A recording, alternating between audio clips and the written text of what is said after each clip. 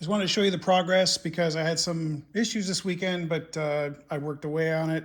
And I wanted to show you the manual setting of the clock and the alarm, previewing. So this is the cap, obviously. You tap that, so it says CLCK. Tap it, and you can choose between 12 and 24 hour. And you choose the time. And there's this decimal activates when it's PM and turns off when it's AM. So we'll just go with whatever time.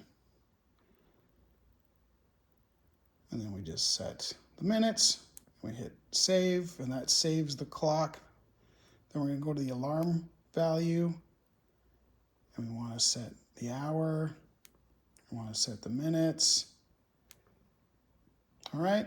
And then we want to preview the audio track.